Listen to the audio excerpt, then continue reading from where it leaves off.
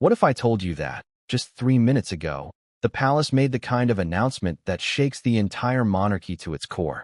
Not a scandal, not a rumor, not a tabloid exaggeration. A formal, historically rare, security-classified declaration that places Prince Harry, yes, the king's own son, under an official royal investigation for breaching security protocols. Let that sink in for a second. A prince being investigated by the very institution that once protected him, defended him, and raised him. Have you ever imagined a world where a senior royal becomes the subject of a probe normally reserved for spies, political threats, and foreign infiltrations? Because that world isn't hypothetical anymore. It just became reality. Before we continue, please hit the like button, subscribe to the channel, and turn on the notification bell for updates. And the most disturbing part? No one, not even seasoned royal reporters, had any warning. No leaks, no hints, no whispers. Just a sudden, chilling statement released from the palace, immediately triggering confusion, fear, and speculation across Britain and beyond. People froze. Newsrooms erupted. Social media exploded. Everyone had the same question. What did Harry do that was so serious, so dangerous, so unprecedented, that the palace felt forced to announce a formal inquiry? The palace didn't give details. They didn't offer explanations. They simply confirmed the one thing they hoped the world would never have to hear: a security breach allegedly involving a royal. And not just any royal, but the most controversial one of the modern era. You can almost feel the tension pulsing through Buckingham Palace walls right now. The staff knows what this means. The advisors know what this means. Even the public knows what this means. A line has been crossed, and once you cross a line like this, there is no going back. But here's the question you should be asking yourself right now. Why today? Why now? Why suddenly?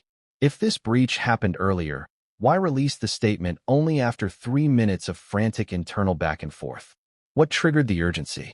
Did something new come to light? Did something leak? Did someone inside the palace decide they couldn't hide this anymore? Or was the palace forced to confirm what they've been privately investigating for months? Think about it.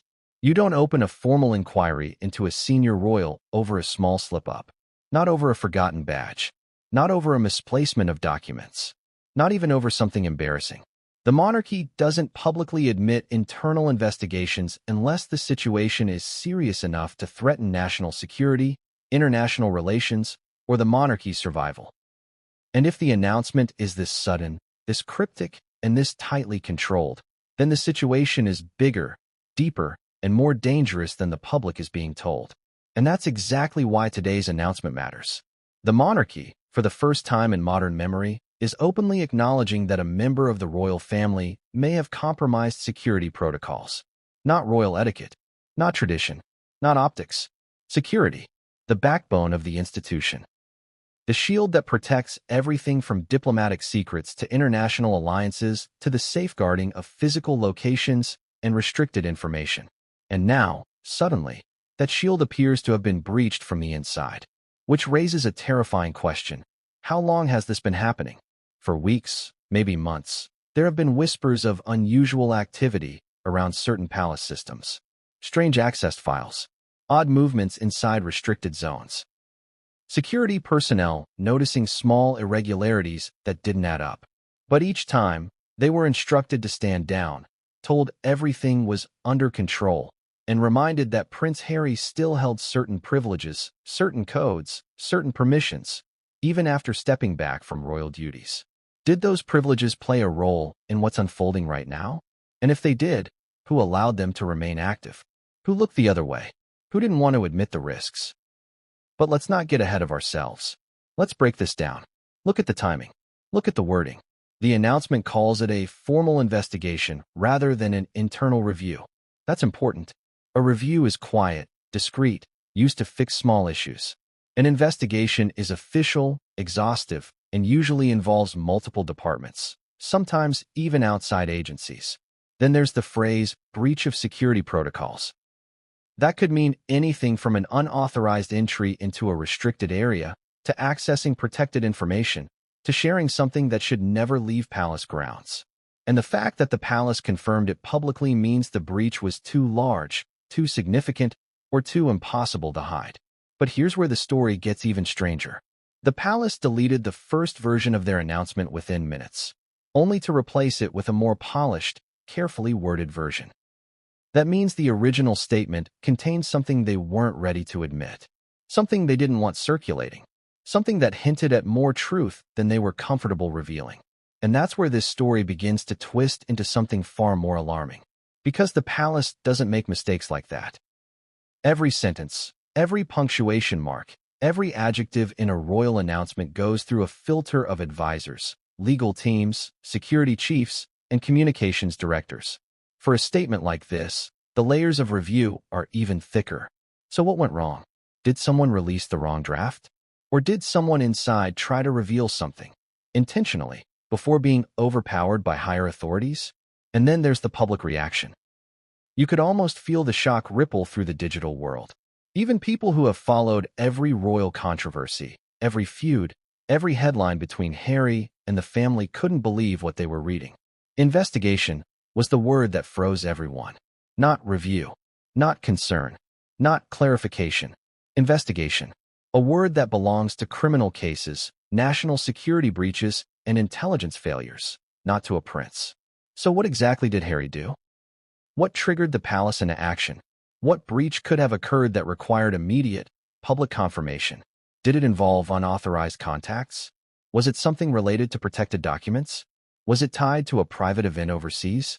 Or was it something more personal, something within the palace walls, something witnessed by someone who could no longer stay silent? The palace didn't answer, but insiders did. Within minutes of the announcement, whispers began pouring in. Conflicting accounts. Nervous speculation. Some insiders claim this investigation has been building behind the scenes for months. Others insist the breach happened only recently, but was so severe it forced the palace to take immediate action. Someone else suggested that the announcement wasn't meant to be public at all. Not today, not yet. And that someone inside leaked it, forcing the palace to confirm before they were ready. Do you notice the pattern? Secrets, contradictions, tension. A monarchy scrambling to regain control of a story they thought they could contain. And at the center of it all, Harry, a man the world has watched step out of the royal system, challenge the institution, and expose its internal operations, now being accused of violating the very security structures he once relied on. Isn't that ironic? Isn't that dramatic? Isn't that almost poetic in a tragic way? But irony aside, this is serious. Because the deeper you look into today's announcement, the clearer it becomes that this isn't just about one incident. This is about trust, about access, about privilege, about the palace questioning whether Harry's connection to the institution, even from a distance, poses risks they can no longer ignore. And if that's the case, then we are looking at the beginning of the most explosive internal crisis the modern monarchy has ever faced. So why does this matter now? Because the monarchy is already under pressure. Conflicts behind closed doors, health issues within the family, public skepticism, political shifts, international scrutiny, and now, on top of everything, a formal investigation into a prince for breaching security. It creates a storm so potent that even the most experienced royal aides are terrified of what could come next. And you should be asking this right now. What is the palace hiding? If this is what they're willing to confirm publicly, what are they protecting behind the scenes? Because royal investigations are rarely clean, straightforward, or isolated. They spiral. They expand. They uncover more than expected. And once they start, there's no way to predict where they'll end. This announcement is only the first domino. And the rest? They're lined up, ready to fall. Which brings us to the moment that changes everything. Because while the palace hoped this statement would calm speculation and reassure the public, the truth is that it did the exact opposite. It raised more questions. It created more panic. It exposed more cracks. And worst of all, it hinted at something far more alarming. Something we will examine in Chapter 1. The deleted palace statement that revealed more than they intended. But before we get there, remember this. Today's announcement wasn't supposed to be released yet. Something forced their hand. Something leaked. Something slipped. And someone inside the palace knows exactly what that something is. What came next would change everything, and no one saw it coming. What if the most important clue to this entire crisis wasn't the announcement itself, but the fact that the palace deleted their first version within minutes? Think about that. Think about how tightly controlled royal communication is. Think about how many layers a statement must pass through before a single word reaches the public. So why did the palace release something so explosive, so loaded, so raw, only to panic, pull it down, and replace it with a sanitized version? What did they accidentally reveal? What slipped out? And who inside the palace pressed publish before the machine could stop them? The moment the announcement broke, the entire country felt a sudden shift. A kind of collective tightening in the air, the way a room falls silent right before someone breaks terrible news. One moment, it was just another typical afternoon filled with global headlines, celebrity gossip, political chatter. The next, every news outlet, every phone, every social feed lit up with the same chilling words. The palace confirms Prince Harry is currently subject to a formal investigation for breach of royal security protocols. No explanation, no timeline, no context. Just those words, stark, abrupt, impossible to ignore. Even the sound of them is unsettling, isn't it? You can feel the weight of that phrase pressing down on you. Breach of royal security protocols. It's the kind of language used for espionage, national secrets, classified intelligence mishandling. Not something the palace uses lightly, not something they say about one of their own. And yet, there it was. Unavoidable, unmistakable, unprecedented. But the part that rattled the world wasn't the announcement itself. It was everything that happened around it. The confusion, the contradictions, the rapid backtracking, the eerie silence from normally vocal royal insiders. Because the first version of the announcement, the version that was up for barely 2 minutes, wasn't the same as the official one that replaced it. And for those 2 minutes, journalists screenshot, froze, and analyzed every word. The internet never forgets. And in those 2 minutes, whoever was watching closely saw something the palace never intended to become public. So what was different? What detail did the palace scramble to erase? What truth leaked before they could hide it? To understand the chaos of those first few moments, you have to picture the scene unfolding in real time.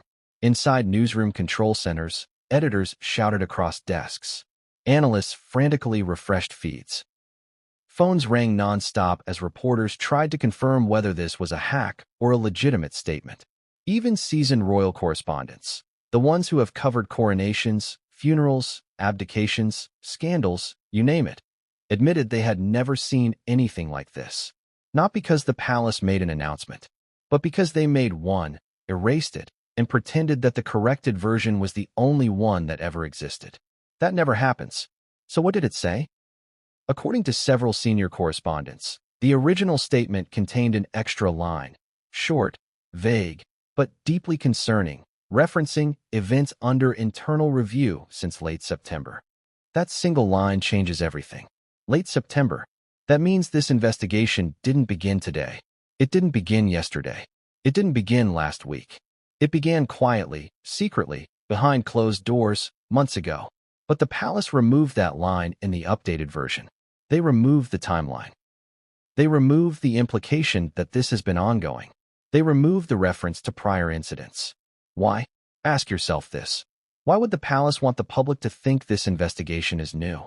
Why hide the fact that they've been watching Harry's actions for months? Why pretend this is sudden when the truth points to a long build-up?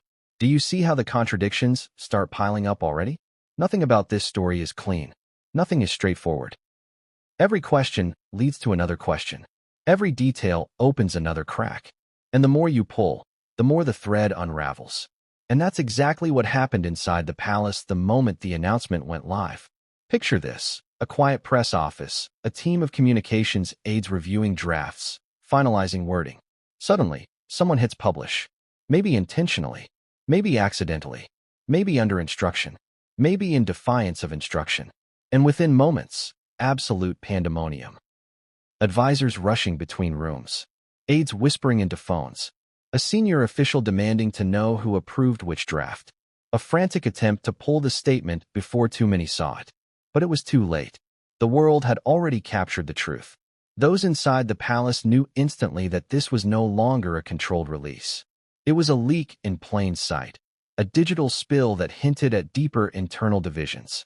Because if there were 2 drafts, there were likely 2 narratives. And if there were 2 narratives, someone inside wanted the public to know more than the palace wanted to reveal. And that's where the story begins to fracture. Let's pause and consider the emotional enormity of this. Imagine being a palace staffer that moment. You see the statement go live. You see the panic ripple through your department. You see advisors arguing, quietly at first, then louder. You see a draft pulled and replaced. You hear phrases like, "We can't release that yet." Who sent that version? That reference should not be public, and the king must be informed. Can you imagine the fear inside those walls? Can you imagine working for an institution that demands perfection, only to see chaos explode in front of your eyes? And outside the walls, the world was panicking too. Social media lit up. Every few seconds, another user posted their screenshot. Some compared versions. Some asked questions. Others jumped to wild conclusions. Within minutes, the deleted line became the most talked about phrase in the entire royal sphere. But inside the palace, something far stranger was unfolding. Because instead of issuing clarifications, the palace went silent. Completely silent. No spokesperson statements. No follow-up. No correction issued. No explanation. And that silence, more than anything else, is what terrified the public and the press. When institutions panic, they talk. When institutions are in control, they talk. But when institutions are truly scared, they go silent. So what were they scared of? The answer lies in what that first version revealed indirectly, a timeline. A timeline that suggests the palace has been tracking something quietly for months, watching Harry's movements with increasing concern, compiling evidence, gathering testimonies, and perhaps waiting for the right moment to act. But today wasn't that moment. Someone forced their hand. Someone accelerated the timeline. Someone pushed the announcement live before the palace was ready. Was it a staffer acting alone? Was it an internal whistleblower? Was it someone trying to sabotage the palace? Or was it someone trying to protect Harry by leaking the truth? These are questions investigators are still fighting to answer. But the truth is, this single moment, these first 3 chaotic minutes, broke open the entire investigation. It exposed the internal struggle between factions inside the palace. It proved someone is leaking sensitive information. And it revealed that the royal family is far more divided, far more desperate, and far more unstable behind the scenes than anyone realized. Now here's something most people don't know. Whenever a major royal announcement is prepared, 2 parallel drafts are created. One is the public statement, polished, vague, carefully phrased. The other is an internal version containing the truthful details, the harsh language, and the private timeline. The fact that the first announcement referenced September means someone accidentally, or intentionally, posted the internal version. And that means something equally dangerous. Someone inside the palace has access to documents they should not be able to release. So now the palace isn't dealing with just one investigation. They're dealing with 2. One focused on Harry. One focused on the leak. And both investigations, according to insiders, intersect in ways the palace desperately hoped would never come to light. Because once the palace pulled the first announcement, insiders scrambled to figure out how it got out. And in that frantic process, they discovered something far scarier. The breach wasn't limited to communications. Something else had been accessed. Something deeper. Something more closely guarded. But before the palace could contain the panic, someone else stepped in. A senior aide who allegedly warned that the situation was spinning out of control. Their warning wasn't about public perception. It wasn't about optics. It wasn't about scandal. It was about security. And that warning is what pushed the palace to release the second, cleaner version. They were hoping the simpler wording would quiet the flames. It didn't. If anything, it did the opposite. Because every deleted statement hides a truth. And every truth the palace hides only fuels more suspicion. Which brings us to the moment no one caught. A small but critical detail buried in the palace's digital logs. A clue that suggests the person who posted the first version wasn't acting alone. A clue that ties directly into the investigation unfolding behind the scenes. A clue that many believe is the real reason the palace finally broke its silence. And it all points to a document someone accessed just hours before the announcement. A document that was never meant to be seen by the public. A document that contained the first real description of what Harry allegedly did. But what was inside that document? That is where everything begins to unravel. And what came next would change everything, and no one saw it coming. What if the most revealing part of this entire crisis wasn't the announcement itself, but the reaction inside the palace minutes afterward? Picture this. The statement has already been posted, deleted, and replaced. Screenshots are circulating like wildfire. Reporters are calling nonstop. Social media is escalating into a frenzy. And deep inside Buckingham Palace, far from the tourist-filled gates and innocent exterior, a silent, locked-door war room forms almost instantly. Phones confiscated. Curtains closed. Aides pale. Advisors furious. And at the head of the room, a senior palace figure issuing strict, terrifying orders. There are certain things we are not saying. Do not speak to anyone outside this room. Do not confirm the first draft existed. Do not acknowledge any prior investigation before today. Why would they say something like that? What were staff told not to mention? What was the palace so desperate to bury? You have to understand, the palace doesn't just hold meetings. It holds operations. Carefully staged, deeply controlled, meticulously structured operations. But this was different. There was no time for structure. No time for discussion. This was panic. Royal panic. The kind reserved only for moments of national or institutional danger.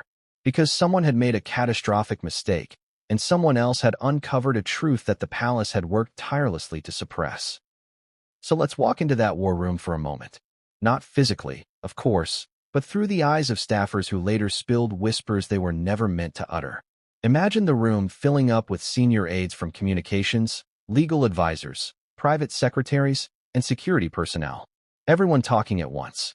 Everyone interrupting each other. No one fully understanding what just happened. Only that something had gone horribly wrong.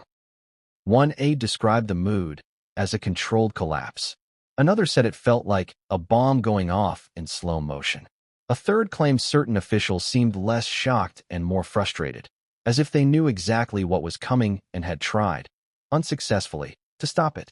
And in that room, the first question that echoed around the polished walls wasn't, "Is this true?" but, "How did this get out so fast?" That tells you everything. When an institution panics about timing more than truth, it means the truth was never meant to escape. Which leads us back to that forbidden line from the first draft. Events under internal review since late September. The palace didn't want anyone to know about the internal review. The palace didn't want anyone to know that Harry had already been the subject of quiet monitoring. And the palace absolutely didn't want anyone to know that this entire crisis had been building up privately for months. But inside that war room, something even deeper was unfolding. Not everyone in that room agreed on what to do next. Not everyone felt the same loyalty. Not everyone believed the palace should continue burying information. And that tension, that divided loyalty, began to crack open the truth behind the crisis. Because the instructions given to staff in that room were absolute. They were told, do not acknowledge prior incidents. Do not discuss any restricted files. Do not admit that Harry's access had been flagged before. Do not mention the September review. Do not confirm that additional agencies have been notified. What additional agencies? Why were outside organizations involved at all? That shouldn't happen unless what Harry allegedly accessed wasn't just sensitive. It was classified, or potentially international. And if this was truly an internal matter, why was MI5 alerted before the public? Why did security teams begin an internal sweep minutes after the announcement? Why were certain digital systems temporarily locked or restricted? Something big had triggered those alerts, something far bigger than a simple mistake. But let's go back to the war room itself. Because the most critical moment came when a senior aide, someone with decades of royal service, someone respected, someone who has seen every crisis imaginable, spoke up and said something that froze the room. This is no longer containable. Imagine hearing that. Imagine understanding what it means for a monarchy built on secrecy, control, and narrative dominance. If a senior aide admits a situation is no longer containable, it means the truth is already out. Or worse, it means more truth is about to break. And that statement sent a shockwave through the room. Some aides wanted to deny everything. Others wanted to issue a controlled explanation. Others argued for silence. And a very small minority argued for transparency. But transparency is never the palace's first instinct. Control is. Which is why the official statement that replaced the deleted one was stripped, flattened, and boiled down to a single message. There is an investigation, and that is all you need to know. But inside the war room, staff had already begun asking questions the public would ask later. Why did Harry still have certain access privileges? Who approved his credentials? What exactly happened in September? What files were involved? Who witnessed what? Who reported him? Who logged the breach? Who tried to bury it? And, the most explosive question, were members of the royal family aware of the breach before today's announcement? Some insiders swear that this question caused a visible reaction from one senior official, a reaction that suggested the answer is far more complicated than anyone wants to admit. But we're not done yet, because as the discussion escalated, a second, even more explosive realization emerged. The palace had no idea how many people had already seen the first version of the announcement. By the time they deleted it, screenshots were already circulating among journalists, political advisors, and even international agencies that track cyber incidents. Some saw the timeline. Some captured the forbidden wording. Some spotted metadata on the post that pointed to an internal system breach. Yes, you heard that correctly. Metadata. And do you know what metadata reveals? Who posted a document? When it was posted? What device was used? Whether any unauthorized system changes took place. And in this case, whether the post was pushed intentionally or through a compromised internal channel. So now staff weren't just dealing with a crisis involving Harry. They were dealing with a crisis involving their own internal security. If someone had accessed the palace's internal communications system, that would mean the breach wasn't isolated. It was systemic, and that leads to the most chilling possibility raised in the war room. What if the investigation into Harry and the investigation into the leak were connected? What if the breach wasn't a coincidence? What if someone accessed something they shouldn't have, and the announcement leak was retaliation, or a warning, or evidence that someone inside the palace knows more than they're allowed to say? And that's when the conversation shifted from damage control to containment. Staff were told not to speak to anyone. Not colleagues, not friends, not family, not even other departments. They were instructed to limit all conversation to need-to-know basis only. And for the next several hours, the palace operated like a fortress in lockdown, with communication channels restricted and outside inquiries met with the same chilling phrase. We cannot comment at this time. But the intensity inside the war room only grew. Because as security teams began sweeping internal systems, they discovered something no one was prepared for. Harry had accessed a section of the palace's classified information archive weeks earlier, during a private visit. He wasn't authorized to view that section anymore. His credentials should have been revoked. And yet, somehow they weren't. Or worse, someone reinstated them. That revelation sent panic through the room. Because if Harry's access was restored without proper authorization, someone inside helped him. Someone enabled the breach. And suddenly the conversation shifted from what did Harry do to who helped him do it. Was it accidental? A clerical error? A glitch? Or was it deliberate? And if deliberate, why? For the first time, the staff inside that war room realized they weren't just looking at a security breach. They were looking at a conspiracy. A chain of decisions, approvals, failures, and silent permissions that pointed to internal conflict and fractured loyalties. And that is why one senior advisor reportedly whispered, "We have a problem. Not Harry has a problem. Not the palace has a problem.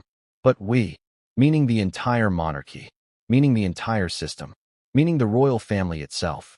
Because if Harry accessed restricted areas and someone inside the palace helped him do it, then this is no longer a simple investigation.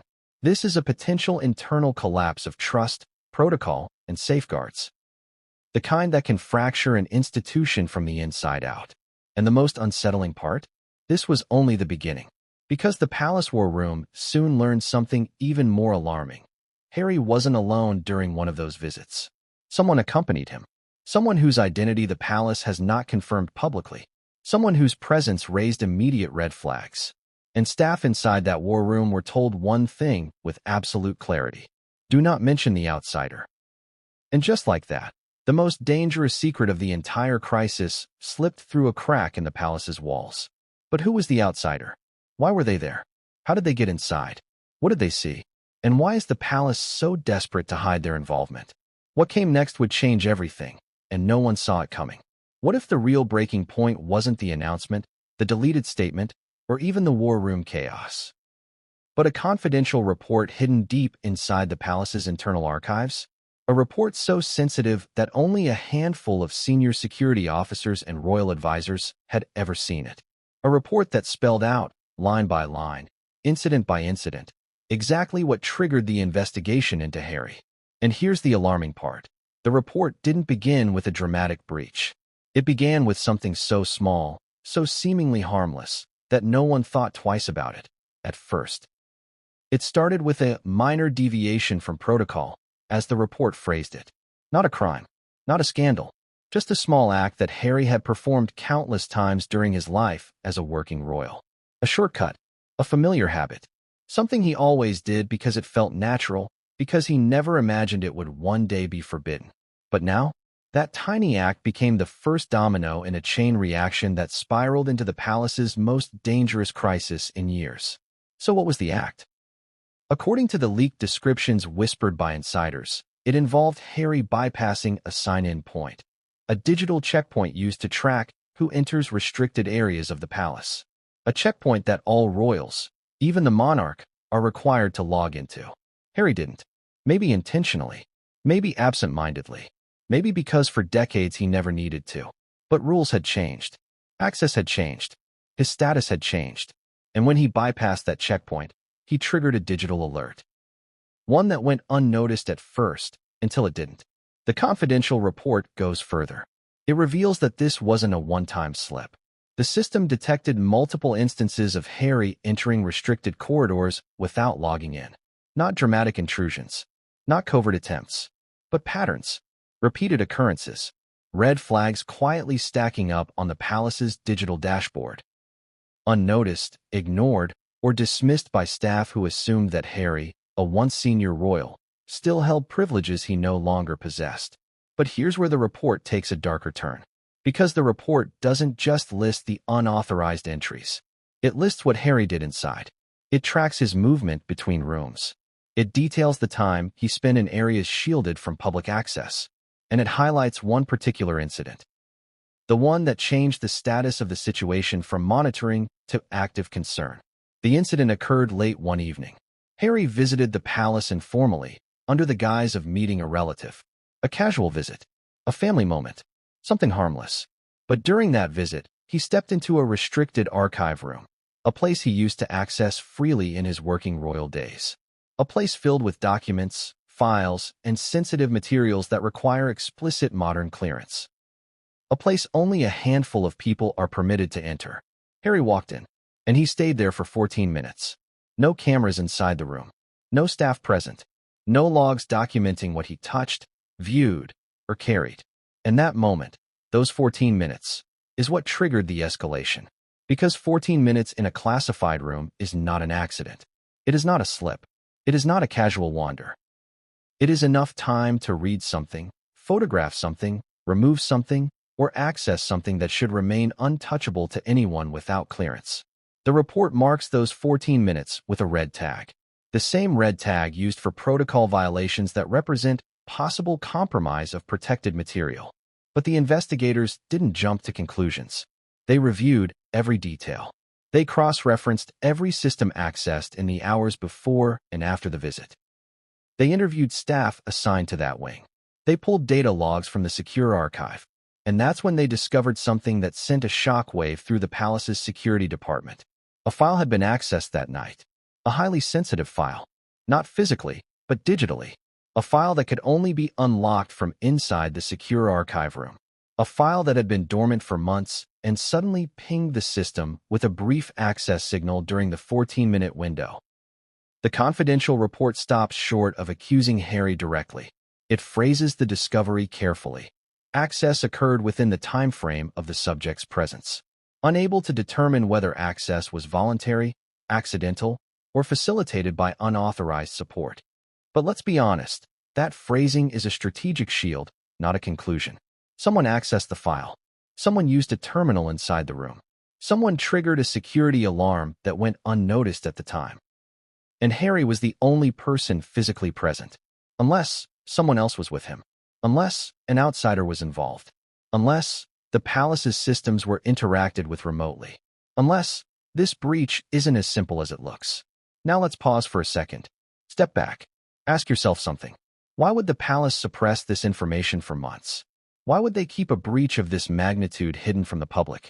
Why would they wait until now to confirm the investigation? Only after the leak made silence impossible?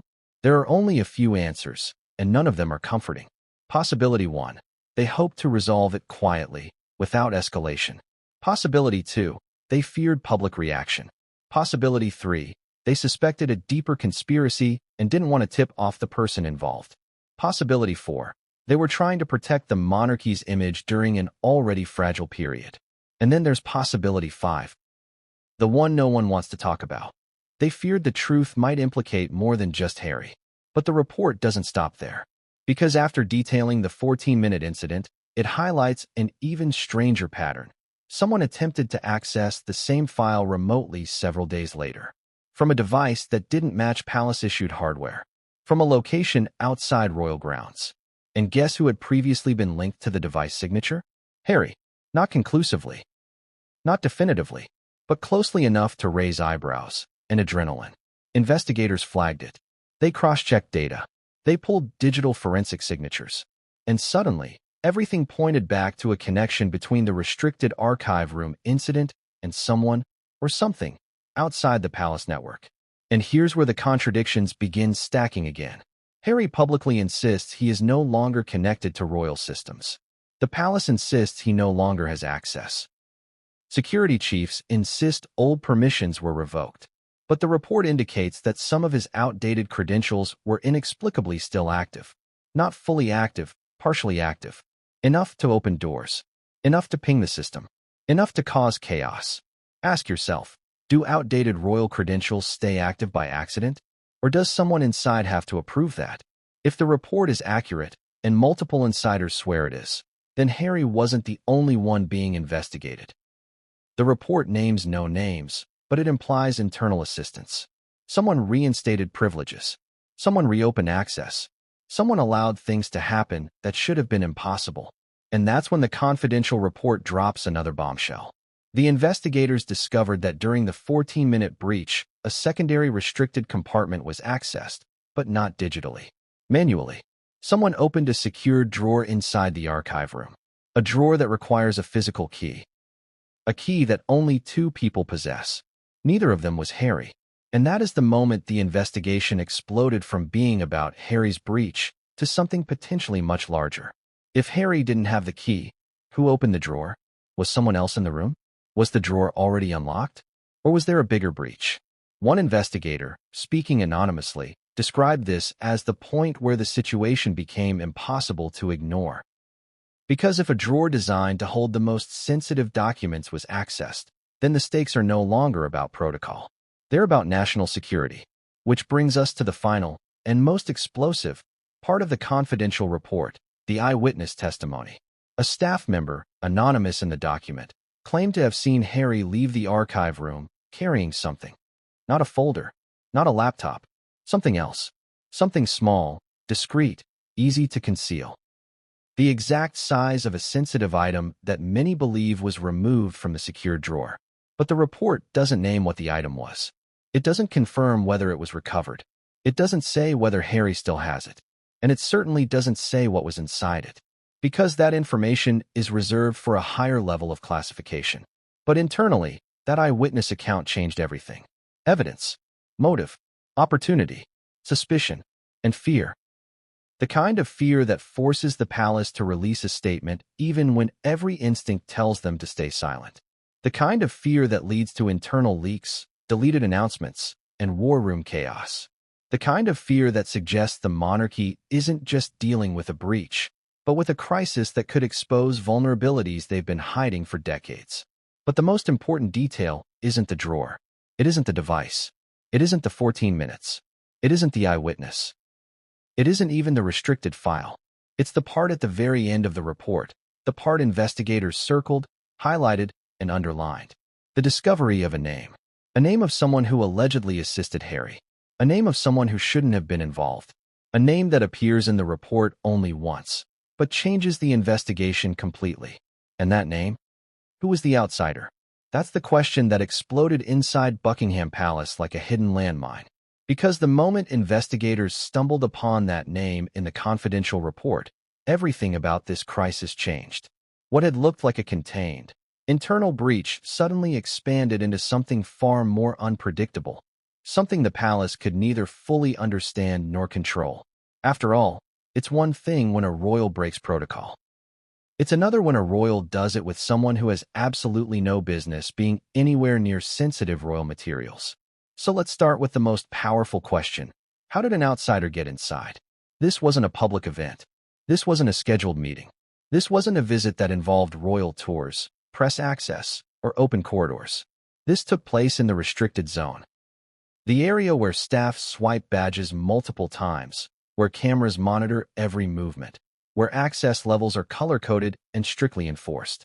The kind of place outsiders never see, never touch, never enter. And yet, someone did. Someone slipped through the cracks, escorted, allegedly, by Harry himself. Now, the palace has not confirmed this person's identity publicly. They haven't even acknowledged the existence of the outsider.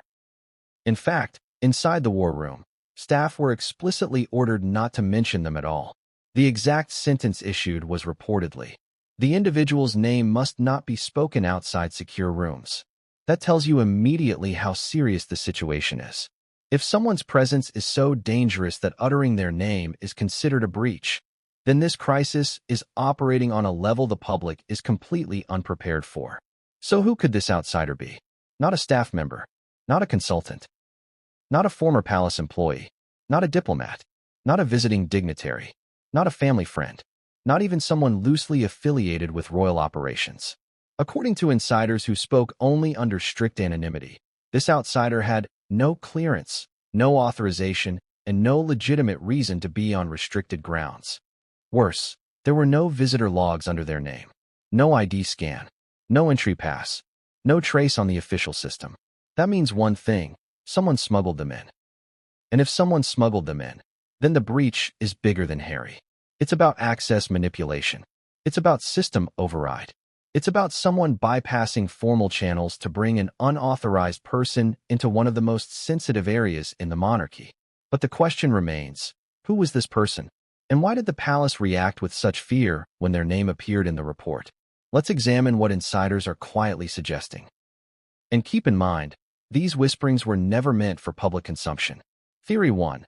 The outsider is connected to a private organization with an interest in royal information. Theory 2. The outsider is someone personal to Harry, someone he trusts, someone the palace does not approve of. Theory 3. The outsider has a history with certain political or media entities. Theory 4. The outsider previously interacted with Harry during his life outside the monarchy. None of these theories are comforting, but the one that worries investigators most is the one that suggests the outsider may have influenced Harry's actions, intentionally or unintentionally. Because whenever an outsider gets close to the inner workings of the monarchy, the palace panics. Not because they're afraid of one individual, but because they're afraid of infiltration, influence, manipulation, leverage. And the confidential report makes one thing painfully clear. The outsider was present during the 14-minute breach. They weren't seen by cameras, because there are no cameras inside the secure archive room. But they were caught on footage moments before the breach, walking alongside Harry down a corridor that outsiders never walked down. Investigators froze the frame, zoomed in, enhanced the image, identified the face, and immediately flagged it. That image triggered the war room meeting. That image triggered the deletion of the first announcement. That image triggered the palace's refusal to disclose names. Because the outsider's presence wasn't just a violation of protocol, it was a direct threat to the monarchy's security framework. So let's ask the question, what was Harry doing with them? Some believe the outsider didn't know where they were being led, that Harry, familiar with the corridors, simply walked them into restricted territory without thinking. But that theory collapses when you consider the 14 minutes in the classified room, the accessed file, and the open drawer. Outsiders don't accidentally trigger restricted systems. Outsiders don't accidentally walk into the palace's most sensitive room. Outsiders don't accidentally get linked to a probe involving classified materials. Then there's the second theory, that Harry brought them intentionally, not maliciously, not with ill intent, but perhaps impulsively, perhaps naively. perhaps with some personal purpose unrelated to protocol. But again, that theory collapses under the weight of the evidence. A person without clearance has no place inside that room. And Harry knows that. Harry grew up in that building, trained under the strictest royal and military protocols. He understands security better than most civilians will ever comprehend. Which leads to the third theory, the one investigators are taking most seriously: the outsider had influence. Influence that may have shaped Harry's decision-making. Influence that may have blurred the line between a casual visit and a breach. Influence that could extend far beyond the palace walls. We have to confront the possibility that whatever happened inside that room wasn't an accident. And the palace knows this, which is why they have gone to unprecedented lengths to hide the outsider's presence. Let's talk about the cover-up.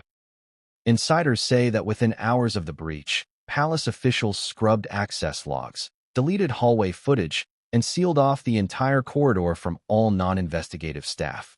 They claimed it was for system maintenance, but staff recognized the signs. This was not maintenance. This was containment. This was damage control. This was a deliberate effort to erase the outsider from the palace systems entirely. But digital footprints are hard to erase. And in their rush to cover up, the palace overlooked one crucial detail: a hallway camera that stores its footage in a secondary archive. That archive, older and less monitored, preserved the outsider's image. And that footage resurfaced months later when the internal review began in September. It was the final piece of evidence investigators needed to confirm the outsider's involvement. But the palace didn't want it known. Why? Because acknowledging the outsider means acknowledging a deeper truth. This wasn't just Harry breaking protocol. This was an infiltration. And infiltration implies vulnerability. And vulnerability threatens the institution. This is why staff in the war room reacted with fear when the outsider's name was spoken. Because if the public learns that an unauthorized person entered a restricted archive with a member of the royal family, the monarchy's security reputation would collapse overnight. Questions would multiply, fingers would point, and the palace would lose control of the narrative. So they buried the name, locked it behind layers of classification, restricted it to only 3 senior officials, and issued strict orders never to repeat it. But the investigation didn't end there. Because after identifying the outsider in the footage, investigators pulled the person's background. And the deeper they dug, the more uneasy they became. The outsider had connections to organizations, to individuals, to networks that the palace didn't trust. Networks that raised questions about whether this breach was a coincidence or part of something larger. And here's where the contradictions strike again. Harry insists he trusts this person. The palace insists they do not. Harry believes this person is loyal. The palace believes they are dangerous. Harry sees a friend. The palace sees a threat. And these conflicting beliefs are what turn this situation from a simple breach into an escalating investigation. But the most chilling part isn't the outsider's identity. It's what happened after they left the palace. Investigators tracked their movements, their communications, their devices, their contacts, and they discovered something that shifted the crisis into a higher gear. The outsider attempted to reach out to Harry multiple times after the visit, through channels investigators flagged as concerning. Channels not typically used by friends or personal acquaintances. Channels known for encryption, anonymity, and obfuscation. Why did they contact him? Why through those platforms? What did they want? What did Harry say in response? Investigators are still trying to determine that. But what they do know is this: the outsider's involvement is now considered a primary factor in the breach. Not the only factor, not the sole explanation, but a major piece of the puzzle. And the palace fears that whatever happened inside that archive room wasn't Harry acting alone, but Harry acting under influence, pressure, or persuasion. And if that's true, then this investigation is no longer about one individual. It's about infiltration, compromise, leverage, and manipulation. But here's the final twist. The one investigators whispered to insiders, the one that set off alarm bells across senior security teams. In the last line of the confidential reports annex, investigators included a chilling note. The outsider maintained proximity to the subject during restricted access events. Their presence may indicate an intentional coordinated action. Further inquiry required. Coordinated action. Those 2 words are the most dangerous in the entire report. Because coordinated action means planning. Planning means motive. Motive means intent. And intent means this breach is not an accident. It is an operation. A very quiet one. A very subtle one. A very dangerous one. So the palace now faces a terrifying question. Was Harry part of that operation? Or was he unknowingly used? And if he was used, who else is involved? What came next would change everything, and no one saw it coming. What if the palace never intended to reveal that any footage existed at all? What if the real reason this investigation spiraled into a public crisis wasn't just the breach itself, but a single, grainy, 17-second video clip that someone inside the palace tried desperately to erase? Because according to insiders who risked everything to speak, the turning point, the real turning point, wasn't the unauthorized entry or the outsider or even the classified file. It was the footage, the clip that captured just enough to terrify senior officials, but not enough to explain everything. 17 seconds. It doesn't sound like much. But in a world governed by surveillance, restricted access, and protocols carved over centuries, 17 seconds can expose a fault line running straight through an institution. And these 17 seconds did exactly that. Let's start at the beginning. After investigators saw the outsider's face in the hallway footage, they traced Harry and the outsider backwards through the palace's internal camera network. The cameras in the restricted wing don't cover everything. Some corners avoid direct surveillance due to structural design and privacy rules, but they capture enough to establish movement. Investigators expected to find routine footage. Harry walking, turning, speaking, nothing dramatic. But what they found instead was something far stranger. At 1942, on the night of the breach, a hallway camera captured Harry and the outsider standing near the entrance to the secure archive. At 1943, Harry stepped inside, alone. That part was expected. But at 1944, as the door began to close behind him, it didn't close fully. It remained ajar, open just an inch or two. And at that moment, the outsider approached the doorway. The footage glitched. For exactly 17 seconds. 17 seconds of digital static in a building whose cameras are monitored, backed up, and rarely malfunction. Does that sound accidental to you? Investigators didn't think so either. The glitch wasn't a blackout. It wasn't a camera failure. It wasn't a power surge. According to the internal report, it was a digital interruption inconsistent with maintenance or routine interference. That's the kind of phrasing security departments use when they want to say something without actually saying it. In other words, the glitch may have been triggered. And when the footage resumed at 19:44:17, the outsider was gone. Gone from frame. Gone from the hallway. Gone from the visible area. But the secure archive door? It was fully closed. The investigators immediately flagged the clip. They enhanced it, stabilized it, ran digital scans for anomalies. And the deeper they dug, the stranger it became. Because the glitch wasn't uniform. It wasn't a simple burst of static. Embedded in those 17 seconds were faint shapes, distorted outlines, shadows caught mid-motion. Nothing clear enough to confirm identity, but enough to suggest that whoever or whatever interfered with that footage wasn't working alone. Now ask yourself, how does footage glitch at the exact moment an unauthorized outsider approaches a restricted room? Coincidence? Or something more deliberate? And here's where things get even more unnerving. Investigators retrieve the backup file, the mirror storage captured by a secondary server. That backup should have shown the full hallway view without interruption. But the exact same 17 seconds were glitched in the backup. Identical distortion, identical timing, identical length. That means the glitch happened before the footage was processed. It happened in real time. It happened inside the palace's camera system. But how? To trigger a glitch like that, someone would need system access. Not full access. Just enough to temporarily disrupt a single camera without alerting the entire network. That type of interference requires a specific code or tool. Something a staff member wouldn't normally possess. Something that suggests hacking, infiltration, or a compromised device. Which leads us back to that haunting question. Was the glitch caused to hide what the outsider did? The palace won't admit this. They won't address the footage. They won't discuss whether the glitch was intentional. But the confidential report reveals that after reviewing the footage, investigators escalated the situation from protocol breach to potential intrusion. That's a massive jump. one that comes with consequences, one that forces the palace to involve outside intelligence, one that explains why MI5 quietly stepped into the background soon afterward. And here's another disturbing detail. The camera that glitched is one of the oldest in the restricted wing, a legacy camera with an outdated system. The palace had scheduled its replacement twice. Both times the upgrade was delayed.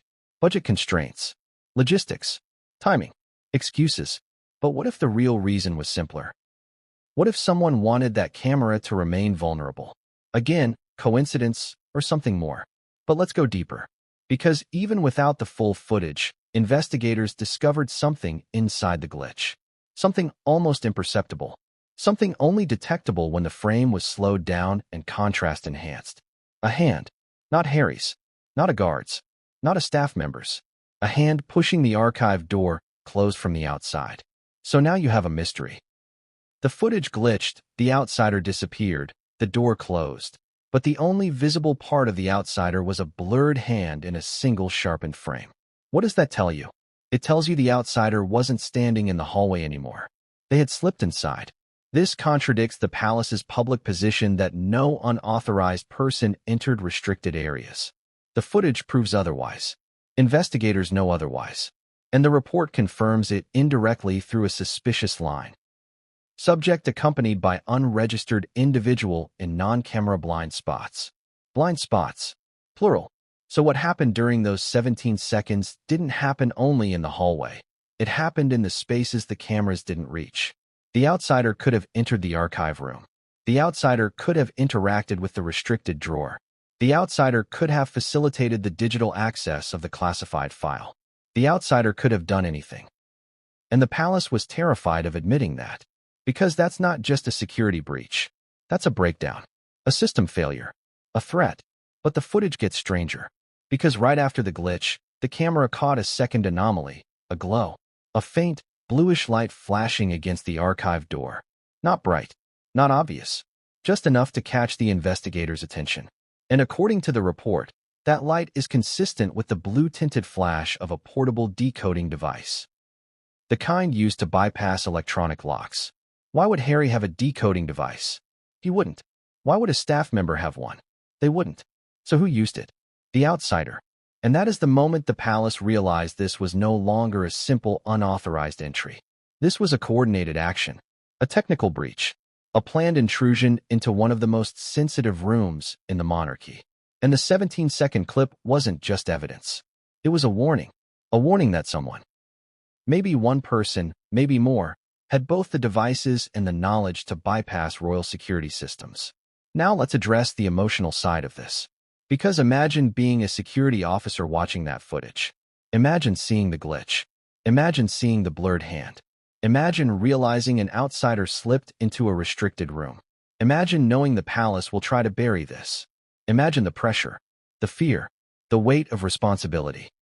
Knowing you've witnessed a breach but lack the authority to speak. That's why the first leak happened. That's why the first statement included the September timeline. And that's why the palace panicked. Because the footage changes everything. It proves the breach was not passive. It proves the breach was not accidental. It proves the breach involved two people. It proves someone tampered with the palace's internal systems. It proves a device was used.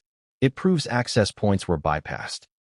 And if the outsider had the ability to manipulate a camera, what else did they manipulate? What else did they access? What else did they see? The investigation is still trying to answer those questions. But one thing is clear. The 17-second clip is the reason the palace rushed to issue, then delete, the announcement. It's the reason they locked down internal departments. It's the reason senior aides panicked. It's the reason MI5 became involved. And it's the reason the palace realized the crisis was far bigger than a single prince stepping where he shouldn't. Because the footage didn't just expose the outsider. It exposed a second camera angle. A hidden one. One no one outside the security department even knew existed. And what that second camera captured? Well, what came next would change everything, and no one saw it coming. What if the real panic inside Buckingham Palace didn't start with the footage, or the glitch, or even the outsider, but with the moment security realized that something inside the restricted archive was missing? Not moved, not mislabeled, not temporarily checked out by authorized staff. Missing. Gone. And when a monarchy built on centuries of secrecy loses track of something inside its most protected room, the fallout is not quiet, it is catastrophic. Let's begin with the night after the breach. Investigators were already rattled by the 17-second glitch. They were reviewing the 14-minute window inside the archive room. They were tracing the outsider's ghost-like movements through blind spots. They were comparing timestamps and device signatures. But then someone suggested something that changed the entire tone of the investigation. We need to check the archive inventory. At first, the request seemed routine. Every restricted room has a digital inventory, a constantly updated